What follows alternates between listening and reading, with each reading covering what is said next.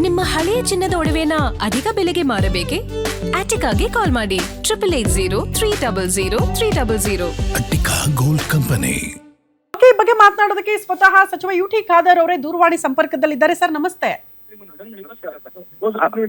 Hello sir ನಮಸ್ತೆ. Exactly ಹೆಂಗ ಆಗಿರೋದು ಸರ್ ಘಟನೆ ಬಗ್ಗೆ ತಮಗೆ ಮಾಹಿತಿ ಸಿಕ್ತು ಅಂತ ಭಾವಿಸ್ತೇನೆ ನಾನು. ಹೌದು, ಈಗ ನಾನು ಕೂಡ ಡೆಲ್ಲಿಯಲ್ಲಿ ರಾಷ್ಟ್ರೀಯ ಆರೋಗ್ಯ ಮೀಟಿಂಗ್ ಅಲ್ಲಿ ಇದ್ದೆ. Okay. ಇವತ್ತು ಮುಂಜಾನೆ ನನ್ನ ಗಮನಕ್ಕೆ ಬಂತು. ಹಾ. ಬಹುಶಃ ಇದು ಹೊರ ರಾಜ್ಯಗಳ ಕೂಲಿ ಕಾರ್ಮಿಕರು ಬಹುಶಃ ಕಳೆದ 10-15 ವರ್ಷಗಳಿಂದ ಇಲ್ಲಿ ಮಂಗಳೂರಿನಲ್ಲಿ ನೆಲೆಸಿ ಇವತ್ತು ಈ ಒಂದು ಬಾಡಿಗೆ ಮನೆ ನೆಲೆಸ್ತಿದ್ದಾರೆ.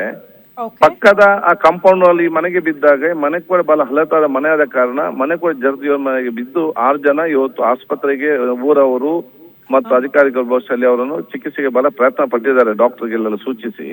ಹಾ. ಆದ್ರೆ 3 ಜನ ನಮ್ಮನ್ನು ಅಗಲಿದ್ದು ನಂಗೆ ಅತ್ಯಂತ ನೋವಿನ ವಿಚಾರ. ಅದಕ್ಕಾಗಿ ನಾನು ಈಗಾಗಲೇ ಜಿಲ್ಲಾಧಿಕಾರಿ ಮತ್ತು ಅಧಿಕಾರಿ ವರ್ಗದ ಕೂಡ ಮಾತಾಡಿದ್ದೇನೆ.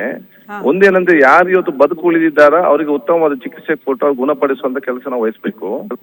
ಯಾರು ನಮ್ಮನ್ನು ಅಗಲಿದ್ದಾರ ಅವರು ಗೌರವಪೂರ್ವಕವಾಗಿ ಅವರ ಮೃತದೇಹವನ್ನು ಕುಟುಂಬಸ್ಥರಿಗೆ ಕೈಗೆ ಹಸ್ತಾಂತರಿಸುವಂತದ್ದು ಮತ್ತು ನಿಯಮಾನುಸಾರ ಅವರಿಗೆ ಏನು ಪರಿಹಾರ ಕೊಡ್ಬೇಕು ಕೊಡ್ತೇವೆ. ಈ ಬಗ್ಗೆ ಮಾನ್ಯ ಮುಖ್ಯಮಂತ್ರಿ ಕೂಡ ಬೆಳಿಗ್ಗೆ ದೂರ ಚರ್ಚಿಸಿದ್ದಾರೆ ಮತ್ತು ತಕ್ಷಣ ಹೋಗಿ ಅದಕ್ಕೆ ರಿವ್ಯೂ ಮಾಡಿ ಏನ್ ಬೇಕಂತೇಳಿ ಸರ್ಕಾರಕ್ಕೆ ವರದಿ ಪಡಿಸಲು ಹೇಳಿದ್ದಾರೆ. ನಾನು ಕಂದಾಯ ಸಚಿವರನ್ನು ಕೂಡ ಈ ಬಗ್ಗೆ ಅವರಿಗೆ ಕೂಡ ಎಲ್ಲ ವಿಚಾರ ಕೊಟ್ಟು ನಾವು ಚರ್ಚೆ ಮಾಡಿದ್ದೇವೆ.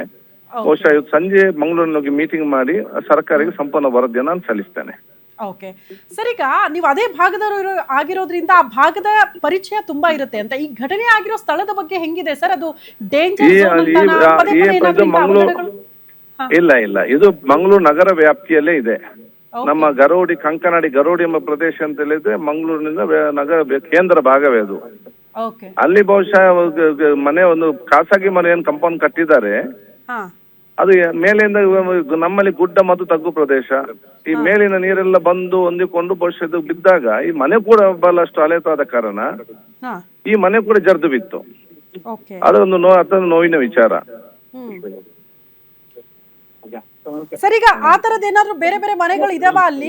ಅಂದ್ರೆ ಅದು ನೋಡಿ, ಈಗಾಗಲೇ ನಾವು ಈಗಾಗಲೇ 1 ತಿಂಗಳಿಂದ ಮೀಟಿಂಗ್ ಯಾವ್ದೆಲ್ಲ ಈ ಡೇಂಜರ್ ಸ್ಪಾಟ್ ಇದೆ ಅದಕ್ಕೆಲ್ಲ ಕೂಡ ಕಂದಾಯ ಇಲಾಖೆ ಹೋಗಿ ಮಾಹಿತಿಯನ್ನು ಮನೆಯವರು ಕೊಟ್ಟಿದ್ದಾರೆ. ಕೆಲ ಮನೆಯವರು ಅದನ್ನು ಸ್ವೀಕರಿಸ್ತಾರೆ, ಕೆಲವರ ಮನೆ ಏನಾಗುದಿಲ್ಲ ಅಂತ ಇರ್ತಾರೆ. ಅದೇ ಜನರು ಕೂಡ ಈ ಸಹಕಾರ ಕೊಡ್ಬೇಕು. ಎಲ್ಲಿಯಾದ್ರೂ ಕಣ್ಣ ಮುಂದೆ ಬಹಳ ಡೇಂಜರ್ ಸ್ಪಾಟ್ ಇದ್ರೆ ಅಥವಾ ಅಲ್ಲಿ ಸ್ವಲ್ಪ ಜಾಗ್ರತೆ ಇದ್ದು ಸ್ವಲ್ಪ ದೂರ ಇದ್ದು 1 ತಿಂಗಳ ತನಕ ದೂರ ಕೆಲಸ ಕೂಡ ಆಗ್ಬೇಕಾಗ್ತದೆ. ಇದಕ್ಕೆ ಅದನ್ನು ಸ್ಪಷ್ಟವಾದ ಸೂಚನೆ ಕೂಡ ಇವತ್ತು ಕೊಡ್ತೇವೆ.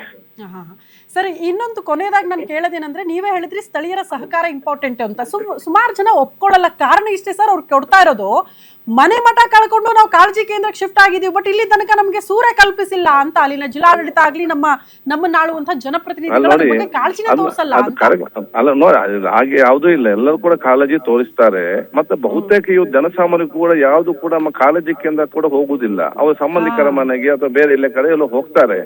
ಅದು ಆ ಪ್ರದೇಶಕ್ಕೆ ಮತ್ತು ಆ ವಿಚಾರಕ್ಕೆ ಅನುಗುಣವಾಗಿ ಎಲ್ಲರೂ ಕೂಡ ಸಹಕಾರ ಕೊಡಬೇಕು. ಜನಪ್ರತಿನಿಧಿ ಕೂಡ ಸಂಪೂರ್ಣವಾದ ಒಂದು ಜವಾಬ್ದಾರಿ ವಹಿಸಿಕೊಂಡು ಎಲ್ಲಾ ರೀತಿಯ ಸಹಕಾರ ಕೊಡ್ತಾರೆ. ಏನಾದ್ರು ಇದ್ರೆ ನಾವು DC ಆಫೀಸಲ್ಲಿ ಕಂಟ್ರೋಲ್ ರೂಮ್ ಅನ್ನು ಓಪನ್ ಮಾಡ್ತೇವೆ. ಅಲ್ಲಿಗೆ ಮಾಹಿತಿ ಕೊಟ್ರೆ ಸರ್ಕಾರ ಕೂಡ ಅವರಿಗೆ ಸಹಕಾರ ಕೊಡ್ತದೆ. ಓಕೆ ಸರ್, ಪರಿಹಾರ ಸರ್ ಆ ಮೃತ ಕುಟುಂಬಸ್ಥರಿಗೆ ಏನಾದ್ರು ಈಗ ಅದು ನಮ್ಮ ಸರ್ಕಾರ ಕಾನೂನು ಏನಿದೆ ಪ್ರತಿಯೊಂದು ಪ್ರಾಣ ಕೂಡ ಮಹತ್ವ ಇದೆ, ಪ್ರಾಮುಖ್ಯತೆ ಇದೆ. ಅದಕ್ಕೆ ಸರ್ಕಾರ ಪರಿಹಾರ ಕೊಡ್ಬೇಕು, ಖಂಡಿತವಾಗಿ ಅದನ್ನು ಕೊಡ್ತೇವೆ. ಓಕೆ, ಸ್ಪಾಟಿಗೆ ಹೋಗ್ತೀರಾ ಸರ್? ದೆಹಲಿ ಇವತ್ತು ಹೋಗ್ತೇನೆ ನಾನು. ಹೌದು, ಇವತ್ತು ಹೋಗ್ತಿದ್ದೇನೆ ನಾನು. ಈಗ ಬೆಂಗಳೂರು ಮುಟ್ಟಿದ್ದೇನೆ, ಬೆಂಗಳೂರಿಂದ ಹೋಗ್ತೇನೆ. Okay thank you sir, thank you guarantee news ಮಾತನಾಡಿದ್ದಕ್ಕಾಗಿ. ಎಸ್.